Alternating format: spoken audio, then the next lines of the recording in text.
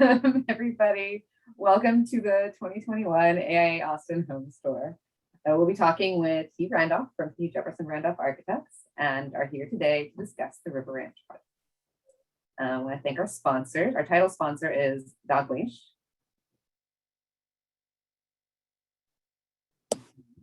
All right.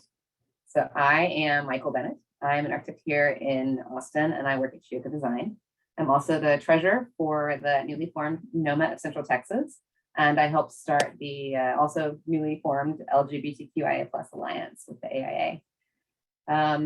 So, we will have question and answers at the end. So just put any question and answers in the Q&A box, and I can get those. So we are excited to have Hugh Randolph here to share the River Ranch project and also to talk about the firm's work and design philosophy. So here's his bio.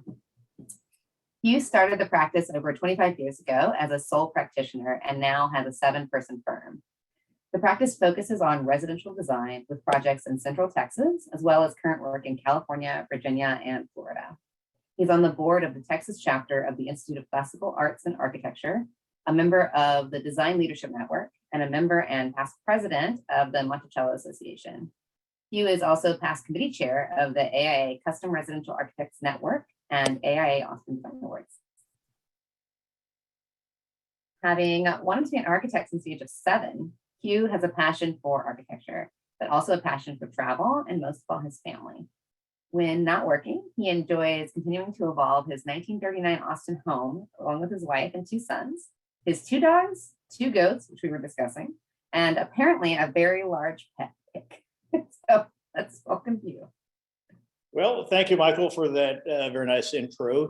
And it's wonderful to be part of the home tour again. I know this is, I think, our 11th year, which is kind of hard to believe, but it's such a great part of what the Austin architecture community has to share. And so happy to be here and look forward to real life years in the future. But this is a River Ranch project, as you can see. And before we really talk too much in detail about this project, we wanted to talk a bit about, who we are and our practice and our philosophy. And as you mentioned, I started as a sole practitioner. It was in a spare bedroom at a rented duplex a few years ago.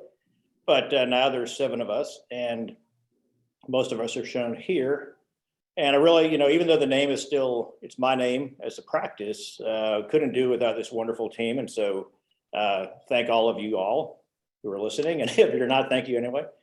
And our philosophy, though, is really very simple. There's 3 main factors that inspire what we do and influence what we do. And that's the site, the client, of course, and then what we bring to the table.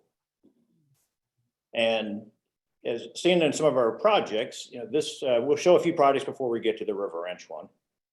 This is a house that is on Lake Austin. It's in Terrytown. And the client had a preference for having a fairly private exterior, facing the street. And so we kind of responded to that by having some solid areas and whatnot. But those 2 main blocks, they formed and framed a view, so you get sort of an indication as you're walking up to the house of what you're going to see. And once you're inside,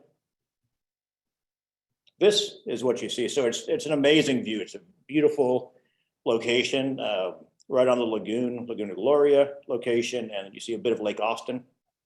But as we're responding to it, we thought, okay, there's one thing to have a view where you're looking out at something. But we also wanted to think about it as a, this addition to a screen porch for the house as part of the design. We were thinking about, okay, well, it's a house on a lake, of course, but how can we make it a lake house, with the spirit of when someone hears the term a lake house, you kind of think of relaxing, you think of kind of just more laid back kind of a vibe. And so even though the house, some of the goals for the house are to be a little bit more formal in many ways, they wanted an area that could be just a really family area. And so this screen porch opens up to a kitchen, and the materials, the wood floor, even it has the hollow space underneath. And so you kind of feel that, like when you're on a boat dock or some sort of a deck. And then when I was talking with the client about this project, I said, well, if you have a screen porch, it'll be, really nicely finished out. It'll feel like a room in your house. But what I found very intriguing is, now that the house is done, When you open up these big sliding doors, it is adjacent to the kitchen. And when you're in the kitchen, it almost feels now like you are outdoors or you're part of the porch, rather than the porch feeling like it's part of the house feels like it's part of the porch. And so it really gives this real kind of relaxed vibe to the home and finding kind of the essence of a lake house. This house, some may recognize it's a project that was on the tour a few years ago. Renovation, total whole house, redo. But as we approach these projects, both new and old, we like to have a mix of elements. Some might be very literal and traditional, and others are contrasting in more modern or more color or pattern. This is a home, a recently completed project where it's a new house. And as Austin evolves, there's a huge issue with housing and density. And I am, for one, hopeful that somehow rules will change and to allow for more growth. But the reality is that a lot of neighborhoods, there are a lot of tear downs and new houses being built. And so when we approach those projects, we like to think of, if it's a larger house than what was taken out, maybe we break up the massing into different elements, set some pieces back. But also, how do you still make it a neighborhood friendly house? And so for us, and this is true of some of our other projects, is a porch. This front porch was, for me, really the key thing to this house. And that it's the sort of the iconic image when you drive by, someone say, oh yeah, it's that house with the big columns, the big front porch. But it's not only how it looks, but also the fact that people get to use it and interact with their neighbors. This home, another one that was on the tour a few years ago. And in fact, those of you who are going to go to the in-person tour tomorrow, there's a house on 10th Street, right across the street from this one. But this is an old 1880s house. And the client and their influence, they wanted, a room that kind of felt like a porch, or they actually wanted a porch. But we realized, there's this really large, beautiful porch. And so what if we make the new space feel like it can be converted into a porch? And so we looked at it, and it has a beautiful view of the Capitol, of downtown. And so we worked with a Drop House. They fabricated those wonderful windows. And we also got some inspiration, from these old Victorian greenhouses and conservatories and so forth, where you have like chains and pulleys and things that open up, big flaps in greenhouses, kind of the mechanical aspect of it. And so the tile floor, even the color is something which was more popular, like 1890s, around the era of the house. And so even though it's purposely meant to be a contrast, we really wanted it in some manner to have like a memory of an older piece. Again, the projects range. Sometimes you have a beautiful old iconic stone house or that little Clarksville cottage. Other times the houses are actually kind of nondescript, but I think that if you can reuse an old house rather than tearing it down, that's always a great approach. Sort of that reduce, reuse, recycle kind of mentality. But in this case, it was a 1960s ranch house. And we worked with the client opening up the spaces, but also creating something which engages in the site. Like a lot of older houses, oftentimes the rooms are very segregated one from the other. And then also from the site, they're very kind of closed off. And so in this particular project, we see the exterior here. Then the interior, again, with the lower ceiling heights, we wanted to open it up and bring light, but we like that variation between spaces in a lot of projects. It doesn't, when you have one big open room, you don't always want to have it be one continuous ceiling. It gets a little bit monotonous. So how can you define spaces without using walls? Again, you can see a real stylistic change. This is a house in Old Enfield, renovation completed last year. And in this case, it's mostly an interior, redo project. And between the kitchen and the dining, there's a real flow and connectedness, but by virtue of the different materials and detailing, we were able to kind of make it feel like the dining room still has its own sense of space. And upstairs in the same home. This project was one also done, I think, 3 years ago, and it is a addition to a house in Aldrich Place. And again, some of the same challenges with older houses is that they tend to be kind of choppy and closed off from the site. And in this addition, which opens up to the kitchen, we wanted really to bring in more natural light. And again, I keep talking about the connection to the site. is so critical. Another past homes tour project. This one is over also in Terrytown. And in this case, it's a very unique lot. It was sort of irregularly shaped. It was on the corner of a cul-de-sac and then in a busier street. Relatively flat, but then it had a really steep slope going down towards the busier road. And so rather than putting the driveway and taking up some valuable land and interfering with the trees, what we chose to do was this. So we carved away at the grade of that road, we carved into the hillside. And so the garage and then there's adjacent guest room there are sort of a half basement. And so we use it as a way, in terms of architecturally, we kind of reversed. A lot of times you see these old mill buildings with stone or brick at the base and then a wood structure on top. In this case, we used masonry on top and then the wood down below for the composition. But really beyond the architectural articulation of it, for me, the most important thing was the site planning, the fundamentals of putting the driveway, a smaller driveway, making a 3-story house in this case made a lot of sense because it opened up the backyard to be this. And so again, you can have a beautiful house, but if the site decisions aren't really aligned with the overall use, you're always going to be challenged. And we'll wrap up these other projects before we get to River Ranch. This is another ranch house, and this one is on a large ranch that is west of Mason. It's overlooking the Llano River, beautiful site. And for us, our role, we really appreciate the client asked us to help them select where on the property, and it's hundreds of acres. And so there's a lot of places that the house could be located. And when we went out on the very first visit to see the site, they had 2 sites that they thought they might like to build their house on. And the first one was one that they said, we're probably not going to want it here. There's another, we'll show you second, which is larger, big open field. And we went to the first site. I kept walking down towards the bluff, so the energy of the site, and so got closer and they followed me and they said, wow, this is great. You can hear the rapids from here. You can hear the river down below.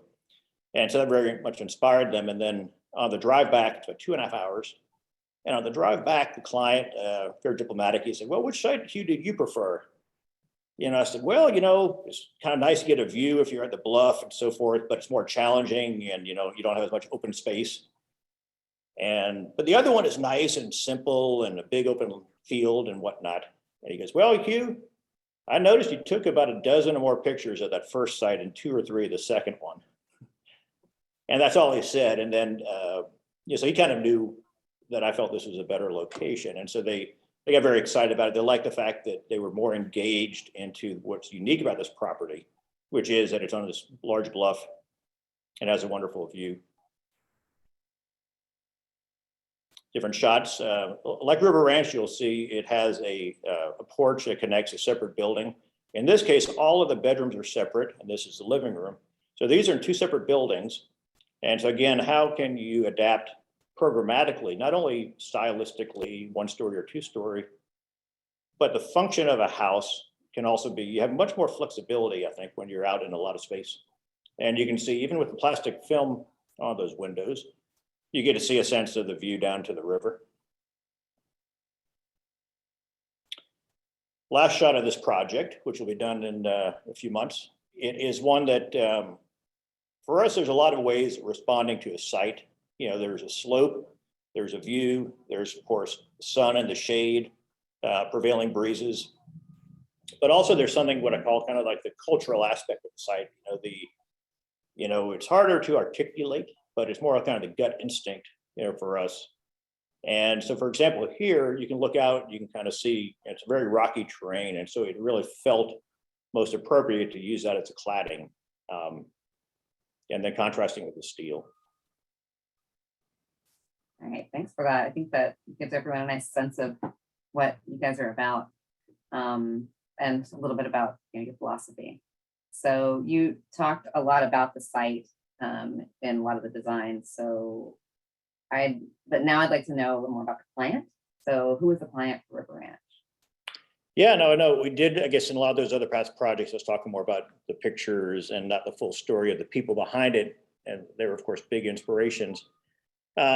But no, for us, the River Ranch project, the client, a wonderful couple, Bill and Gina O'Hara.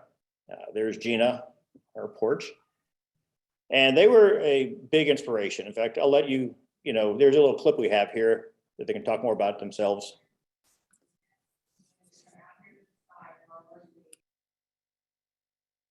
Made some volume. The house we were living in, because he said some people will want this certain type of design, and then he'll go to their house and that's not how they're living. We built this house with the idea that it would be our last house. So we built it, to last. I bet this house was 20 years in the making in my mind. It's sort of hard for me to believe that we're here and it's done, and it is what I envisioned.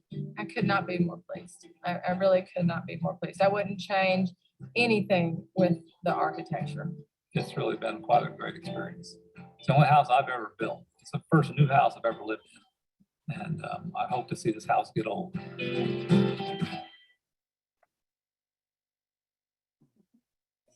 All right, they seem great. I can feel how much they enjoy being in their home. So that's nice. So tell me about the process. How did they communicate what they wanted to you, and how did you work with that? Sure, well, that's something that they have, they brought a lot of particulars like any client, but also they brought in other ways of communicating.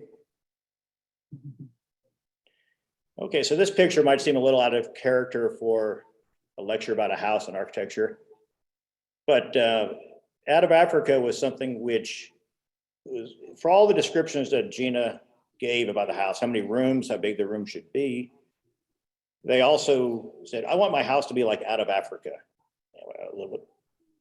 I kind of remember that movie, 1980s movie, and there's a book. I don't remember the plot, but I remember the sort of overall kind of mood or character, the visuals and so forth. And I said, well, that's nice, but really tell me more about what, how can that kind of relate to something here, as opposed to being too abstract. And so I talked about one of my favorite places in Texas, which is Fort Davis. And Fort Davis is a town, but also there's actually the historic fort. And when I mentioned this, Bill had been, Gina had been doing most of the talking and most of the engaging in the whole process. And then Bill got very excited. Like, well, that's also one of our favorite places. We spent time out there and we were married nearby. And then I also mentioned after this, I said, oh, there's also Cibolo Creek, the old restored ranch that Fort Powell Parson restored it a few years ago. And that's where our wedding was. And so we love West Texas. And so we already kind of knew that this was something where we were, kind of on the same page. But what we both liked about it was that it's very, very simple. These buildings, pointing to the screen, they're all just marching down a nice flat area up against the hillside, but the site itself is very flat. And then, you see the porch columns, again, there's all very simple. And if you look at this picture and imagine that these houses didn't have a porch, they would be much less special. That's a big part of the character. And so we started thinking about a building that was separate elements, perhaps connected by a porch.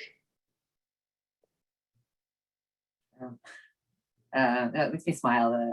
I like when the client and the architect can meld together and it's more natural. You don't have to force anything. So earlier we were talking about the cultural site. So can you talk a little more about that? Yeah, I think kind of going back to what Bill's feeling was, Gina was talking about a lot of detail and also things like the movie Out of Africa. But what's interesting is you can solve something in a very pragmatic way. You can get all of the functions. It could be very sustainable. It could work with the site. But I think that when you find something that kind of, touches the emotion and is more meaningful and special for a client, and that's something we all feel it's our responsibility to find after you solve it functionally, after it can be a very efficient, sustainable building. There are a lot of ways to make those goals met. And we look at, well, how does it kind of mean something more? And for a lot of people, I'm a real firm believer that the power of memory, association and so forth, that what does it evoke is a really good design tool. It doesn't have to be, you can see some things that are not well done and a little too fake nostalgic. Not a fan of that, but I think that finding something that is more on a personal memory provoking level, I think is really a great design approach. And so I show this picture here. This is a mission. There's a lot of missions and old Spanish ranches in California, but this one is from the late 1700s. And if you look at it, it does all the things kind of like our ranch project. It's a low, long building, which is one story, a very simple, shallow, relatively shallow pitched roof. What I find interesting is that even though there was a lot of different materials that they could have used, they used what they were used to, before they, came, to the state, to California in this case. And having, the stucco and the arches and so forth, that building could easily have like the square white columns like this one does, or Fort Davis. But again, I have to think that it meant something more to them, and that was their way of building that inspired them. By contrast, here in Texas, there's a certain, if the one in California had a little more of a, I guess we say architectural look with the arches and so forth. What I find very interesting and appealing about some of the ranch structures you see elsewhere is there's real humbleness to it. The buildings are very simple. Very utilitarian. They have a nice sense of proportion and so forth, but they're just very simple buildings. And if you look at this, also there's probably a barn on the left and then maybe two houses on the right. But for me and for Gina and Bill, the fact that you've got a compound, you've got separate buildings, and you have outdoor spaces that are defined by those buildings, and that they're, for lack of a better way of trying to say it, is that they're not trying to be something that they're not. There's a real nice beauty to the simplicity. Well, it's been good to understand what your firm is about and the history, but now let's see the project. Okay. Sure, everyone's waiting to see the actual point.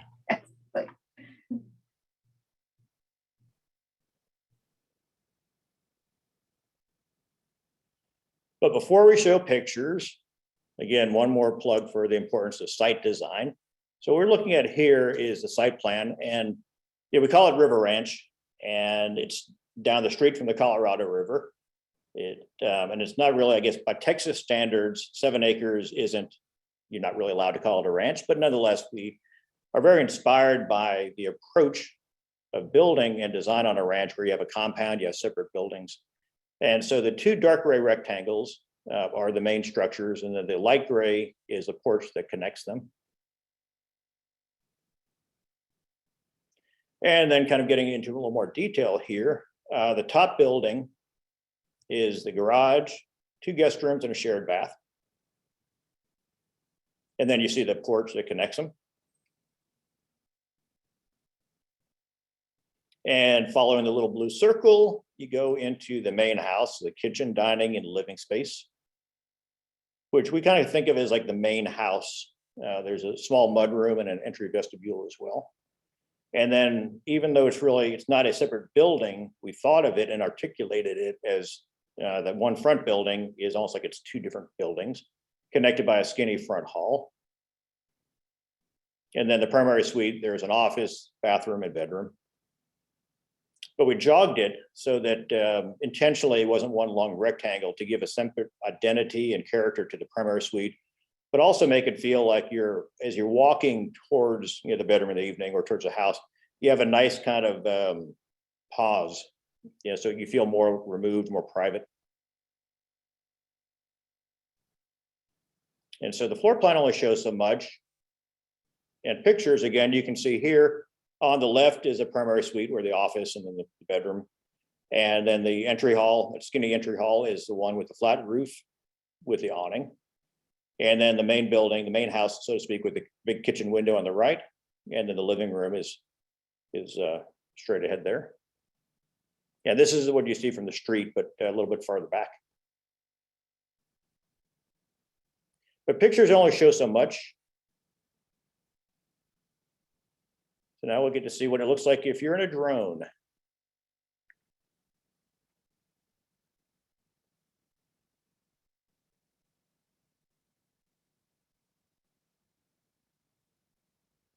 So you can see how the windows on the left, that's the hallway to the bedroom. Very simple, quiet kind of front. The focal point here, of course, is the front entry.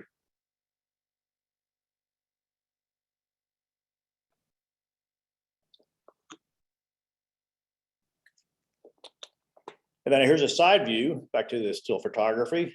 Here's a side view.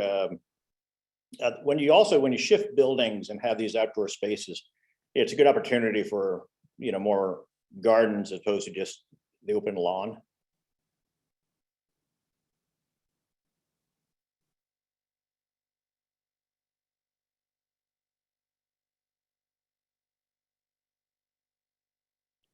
Again, you get a sense of the front portion and then a little bit of a glimpse there. The garage and how they're connected by the porch.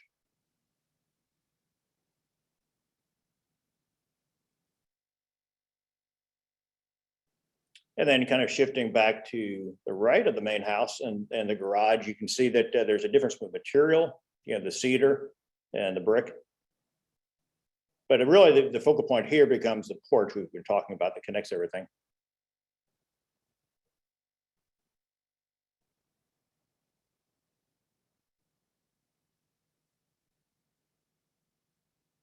The garage, the 2 guest bedrooms.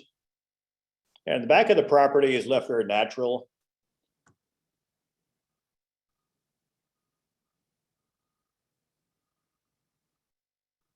Whereas here you begin to see the back, again, how the 2 buildings, the guest house, garage, and then the main house, and off to the right, the primary suite. And how they define the big lawn, which is mowed. And for those of you, I guess, who are watching this, you'll be able to also see the concert that happened a few weeks ago with Kelly Willis and Bruce Robertson on that back porch. You also begin to get a glimpse here that, this is not a ranch with hundreds of acres, nor is it a subdivision where you have a fence line, that's 10 feet away from your property. And one of the things that we are real strong advocates on when it comes to the site design and programming is, you can see some of these other houses, which in their own way are nice, but they're also homes where they take a more suburban model. It's 2 stories, they're more compact. And we're believers when you have a big open piece of land, even if it's not a ranch of 1,000 acres, you can certainly learn from those other places and have a compound. You can have different buildings. You can kind of have a guest house, which is separate. You can have these big, outdoor spaces. You can even have an Airstream trailer, a little garden, shed and so forth. And so looking at this, we really wanted to have a house that responded not only to the physical aspects of the site, with it being, again, 1 story that's spread out and so forth, but when you look at this broader landscape, this is between Austin and Bastrop. It's not far from Austin, like it's half an hour, and it's in central Texas, but Austin is sort of a very interesting place where there's 3 different kind of zones that all meet. It's the southern tip of the Great Plains, you have the hill country, and then you have more of the coastal plains, coming up. And, each of those environments have a different soil, topography, even animals, birds, trees. And so even though this isn't all that far away from, things west of town, where it's rockier and cactus and so forth, we really feel that our response here is more geared towards what is the particulars of this region, not just the immediate site where the house is built, but also the region, this part of central Texas. We think warranted a different solution than what we might do, somewhere out near Mason, or even a house as close as, Hamilton Pool Road or somewhere. Again, it's a very different environment, very different kind of character.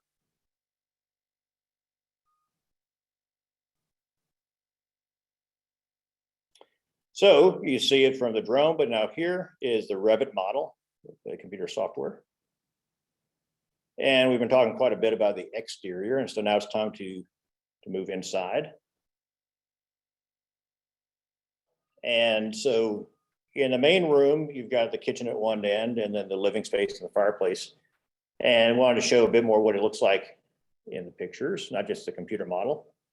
So this is the entry vestibule that comes off the porch, and we're showing it. One is, I really like how it turned out, but also we people think quite a bit about their front door. What does it look like to the street? Where do guests enter through? What do visitors see when they first walk in? But we're also big believers in thinking about the day-to-day life of people who live there. And if you're a close friend, you're just going to walk in a back door or side door. And so thinking of that experience of how it works, but also kind of the feeling and making sure that it's a nice space to enter your own house through. Okay, and just connected or just adjacent to that arch we just looked at is the kitchen. And as I mentioned, the kitchen is at one end of the big space. And then you have the dining and then the living space. A lot of projects, a lot of people like big open living spaces, but I find that what we like to try to do is give these different zones within an open space their own character somehow. So it doesn't feel as if it's like one too large of a cavernous room. And so the approach here in the kitchen was just to have more cabinetry below and in taller cabinets, and then have it really open around the cooktop. And so it gives a sense of light, and also gives the opportunity for the sort of how do you visually anchor that end of the house, that end of the room, and the tile here and the hood, and then the window. The fact that the kitchen window at the front goes all the way to the tile really lets the light come in the morning and kind of braze the tile that bounces back into the kitchen. And then on the other end of the room is kind of balancing the hood is the brick and the fireplace itself. And that contrasts again with the natural light coming in on that feature to the fireplace. And so again, this is the end of the large room opposite of the kitchen.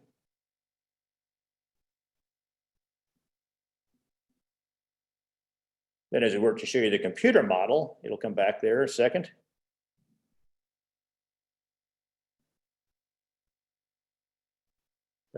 Okay, well, you can imagine what the Revit model looks like. Pictures are much prettier. So this is the hallway you saw from the exterior in the small windows. And now you can see me.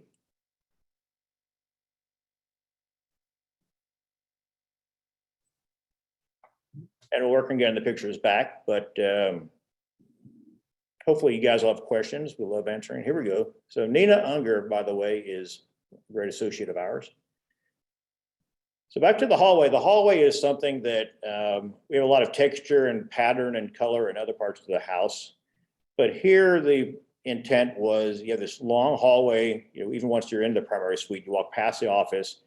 The bedroom is down at the very end, and then through the arch on the right is the bathroom, but wanting to keep it really just simple and calm and quiet. It's almost like this is your decompression zone, to relax.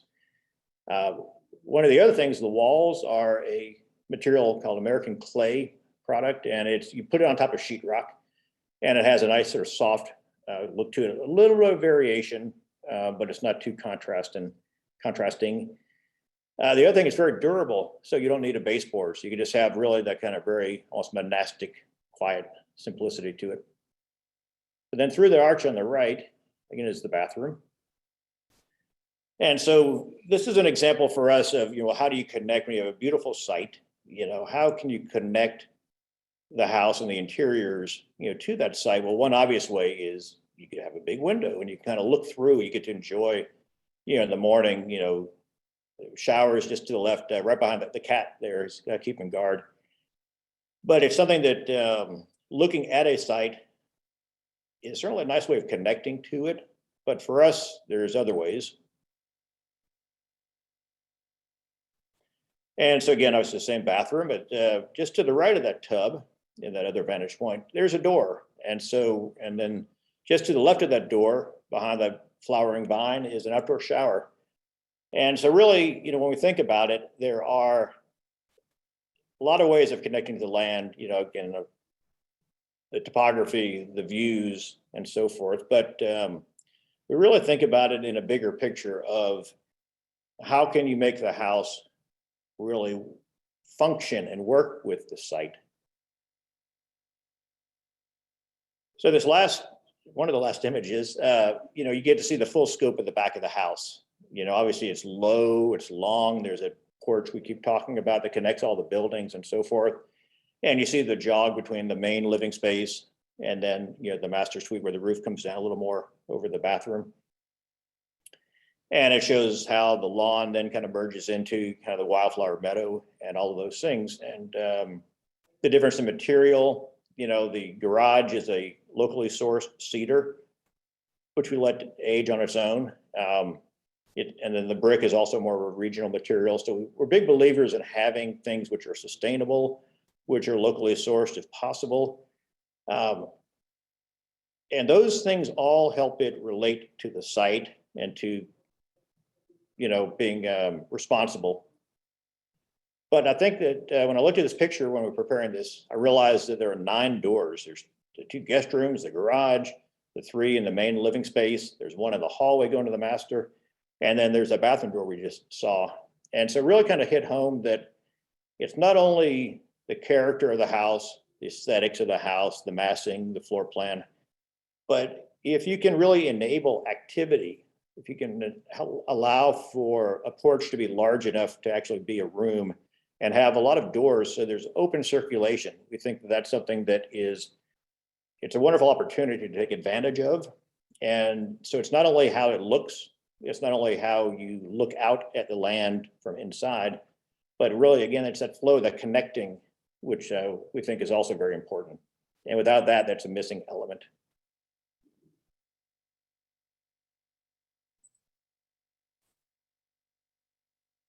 Hey, thank you. I really do love that porch. I want to go sit on it, and I like how it feels like the house sort of reaches onto the site. That feels good. I like it. Now I'm sad I didn't go to that concert, but I would have gotten to sit on the porch. So, all right, we've got a couple of questions, but let me ask you another question before we get to those.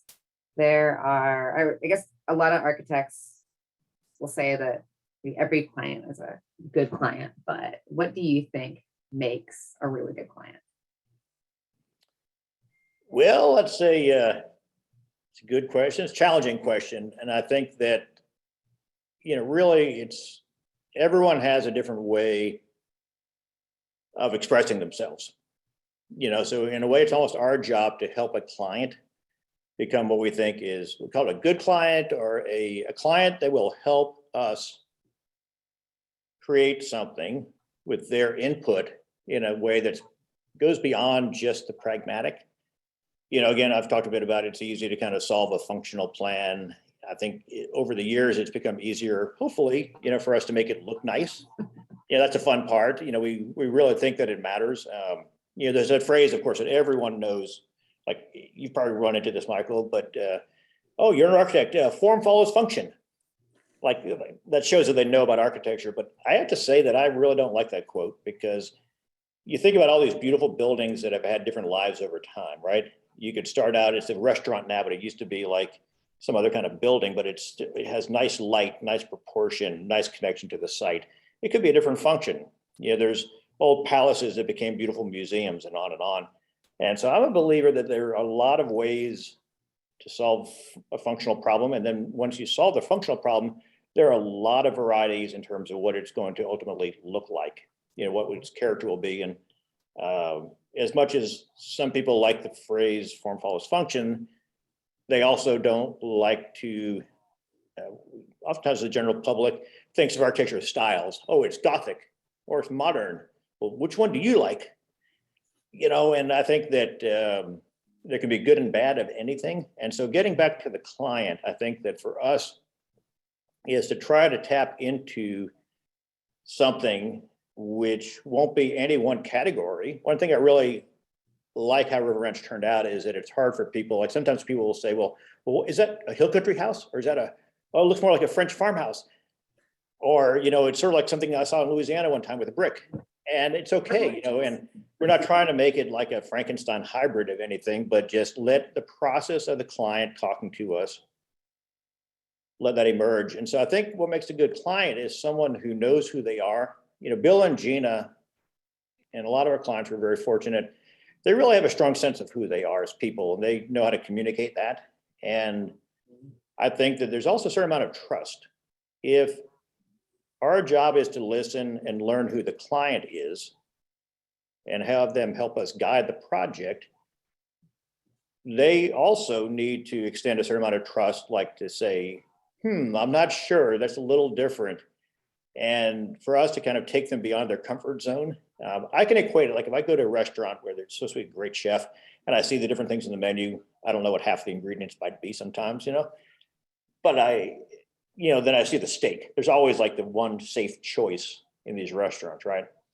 And I look at it and I think, oh, but that sounds good, But then I think, well, now I'm here, this person, has a reputation. This person really can create something that's special that I might not have experienced before. And every now and then, I guess I might pick something that I don't quite like, but I think that oftentimes like, wow, this is amazing. I've tried a lot of restaurants, but I've never had this taste sensation or something, this experience. And so I think about it in terms of, again, the good client is someone who has confidence to know what they want, which also means that they don't follow trends. I think that sometimes people show us a bunch of pictures and the pictures all seem like pictures I saw 5 years ago sometimes. And, and not to disrespect any client, but I do find that it's something where it is a matter of there's so much visual information out there, Pinstagram, call it that, But no, I think that that's something that we all get inspired by. But what I oftentimes advise, like, okay, well, this is nice, but this picture might have been taken a couple of years ago, and it might have been built a couple of years before that, and it might have been thought of in a design studio a couple of years before that. And at some point, everything goes through a cycle. And so, what do you like? Have the confidence to know what you like, who you are as a person, and to not be swayed too much by trends, but also have the confidence to know that we might suggest things. It's sort of our job. In fact, Gina O'Hara had sent me a text a few months after they moved in. It's Christmas, right? And I hadn't, for some reason, either I had a new phone or she had a different number, but the text came through a number I didn't recognize, didn't have her name on it. And there's a picture of their Christmas tree in front of the brick wall near the fireplace with the corner window. And it's in the morning. It's like 10:30 Christmas morning or something. And I'm thinking like, well, this isn't my brother's house, right? I don't know what it was, but no, what it said was, thank you for the nicest Christmas present that we got.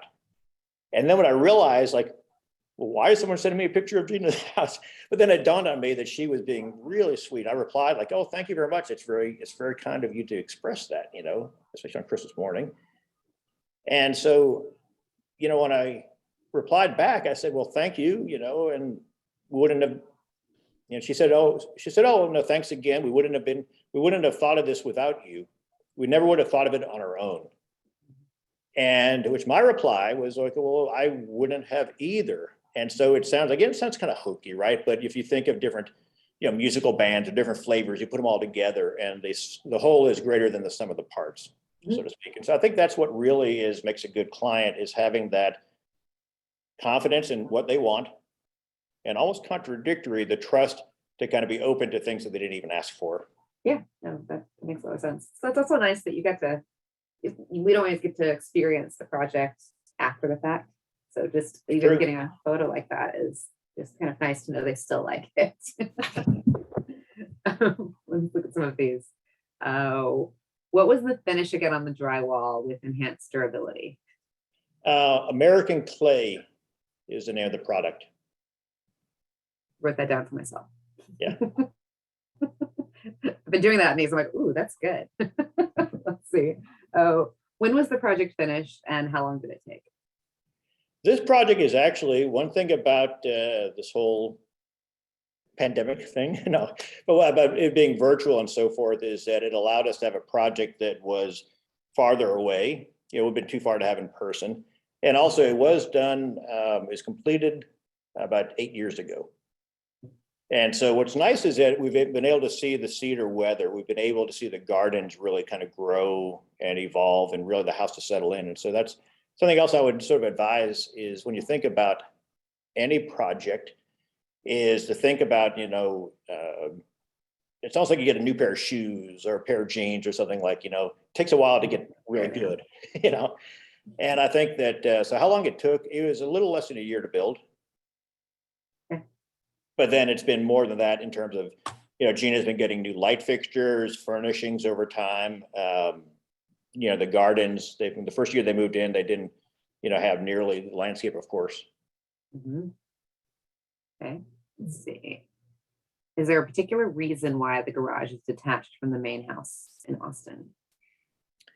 Well, I personally like garages to be detached, but everyone has their personal preferences. I think that here it was a couple of reasons. One, there's sort of like a workshop in it as well, but that we really like that sense of a compound of two different buildings. And having the garage detached gave enough square footage to really make the buildings feel balanced. So it's 2 guest rooms and a bathroom, and then the garage. And the other thing is when you walk out of the house along the porch to get to the guest rooms, you're walking a little bit further away since you're walking past the back wall of the garage.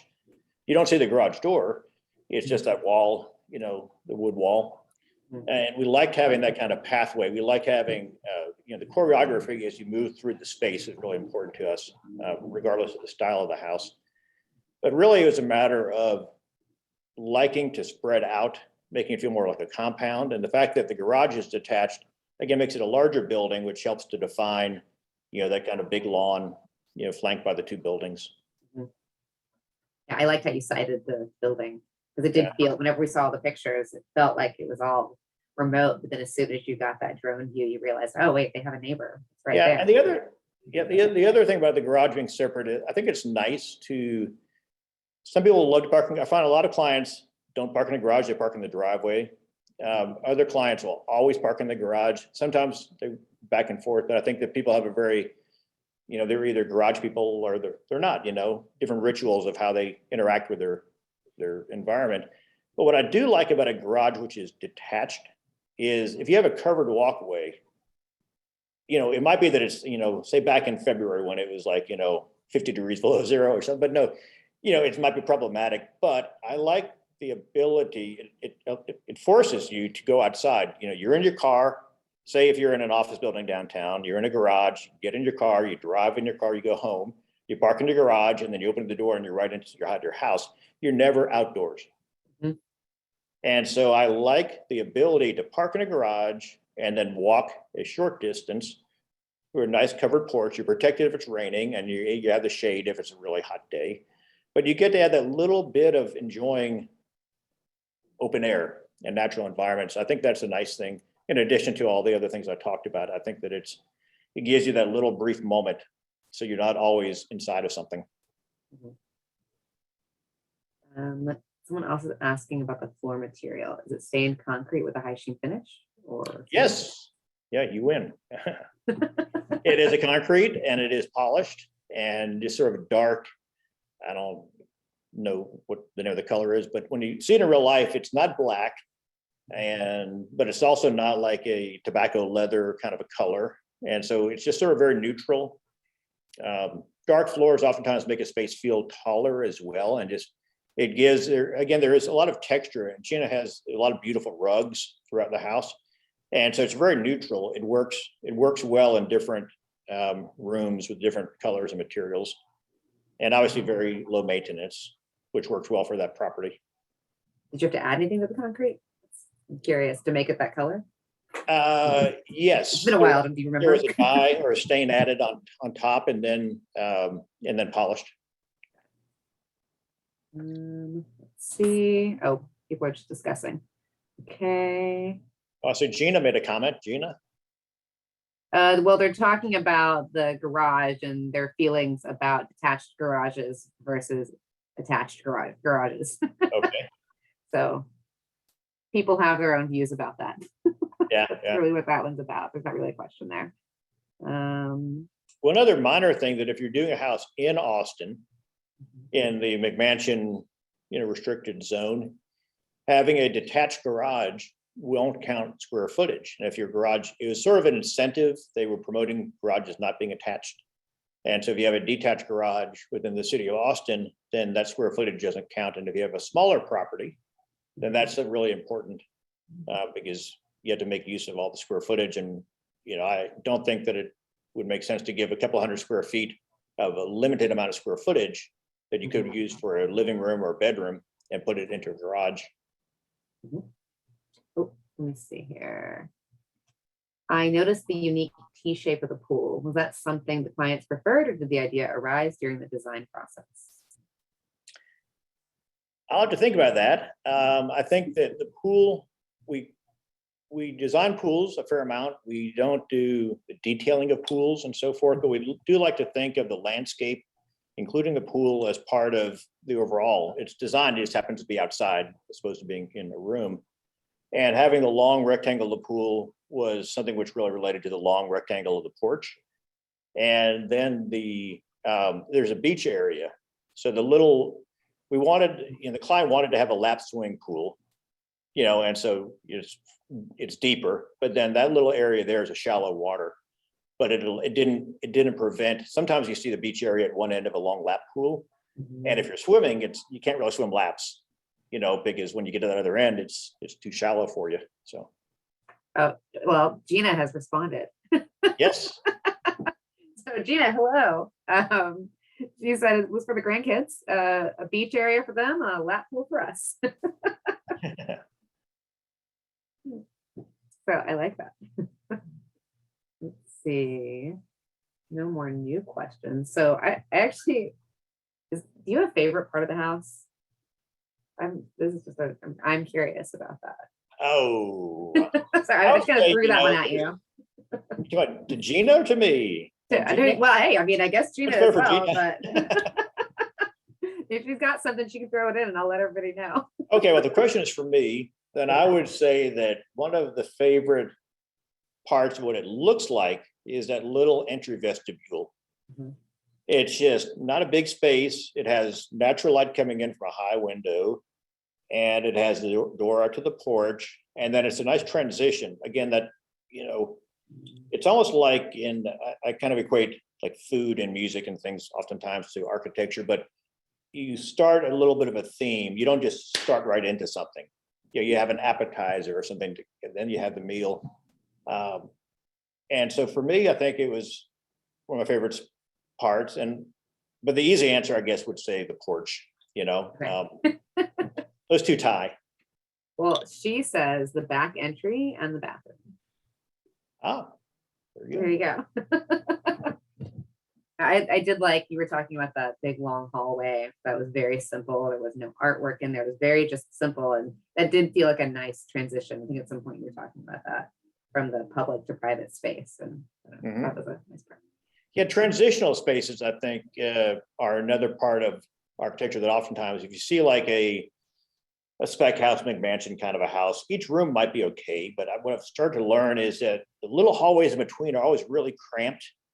And it probably is a formula of like a realtor, they can market the house like we have a living room, which is this big, and we have the bedroom, which is this big. And where they save is on the hallways. And people oftentimes say, oh, hallways are a waste of space. My take is you have to get from point A to point B and make a pleasant hallway, make it a pleasant experience. And the circulation paths, like whether it's the vestibule or whether it's like a hallway you just talked about with the little windows, I think that that's a great opportunity that oftentimes, it's one of the things that older buildings oftentimes did very well. And then sometimes it get lost in the translation. But having those kind of intermediary spaces, I think, are a big part of a project.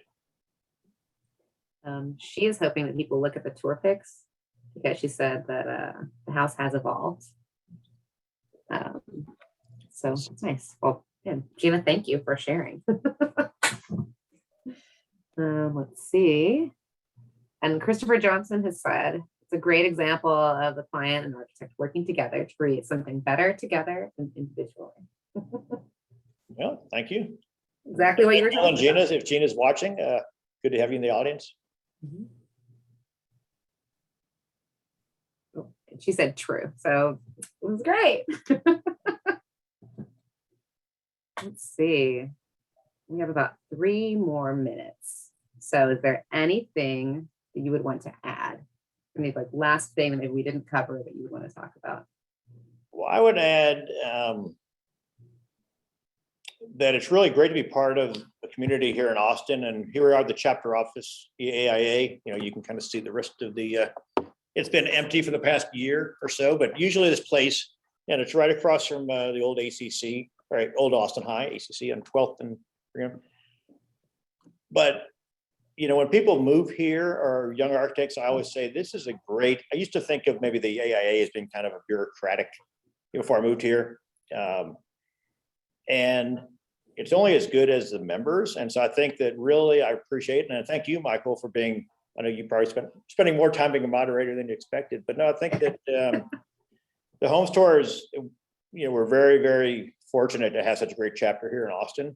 And to, you know, when we do have houses in person, we really enjoy, there's, you know, having over the years been on the tour a number of times, it's so nice just to see people that you don't know. I've never met a lot of these people, but I recognize the faces. They go on the tour year after year, and they already have a nice house, and they're not looking to hire an architect, but they appreciate it. They appreciate it just like going to see music. They appreciate it just like, you know, going to a restaurant that's opened up. And I think that, you know, being able to share what we do, and especially since we're residential architects, it's good to be able to have this ability to kind of just, you know, let people know the possibilities out there, you know, and really being in such a diverse community is a, you know, wonderful thing. So I really thank you and thank the chapter and thank the Homes Tour Committee. So Oh, wait, good to be here. we got a last minute question. What was the concept reasoning for the awning at the entry door? And they said a nice touch. The concept there was initially, I think we had a copper, you know, kind of a Parisian, you know, metal brackets and a copper roof, if I'm not mistaken. And Gina was the one, almost ahead of the curve, Gina. You know, the black and white fabric awning, you know, my first thought was, well, that's a little bit too decorative or something. But that's what's nice about it, you know, it's a nice, fresh thing to an otherwise just very natural material. And now, you know, a couple of years go by, I see one at Jeffrey's.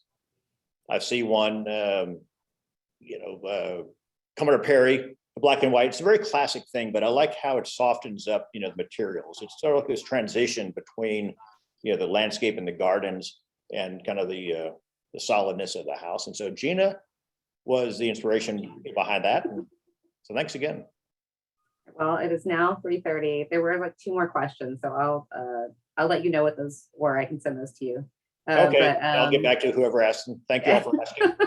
But make sure everybody comes back for the next session with Weber Studios at 4 o'clock. And thank you, Hugh, and thank you everybody else for being here. Yeah, thank you guys. Bye-bye.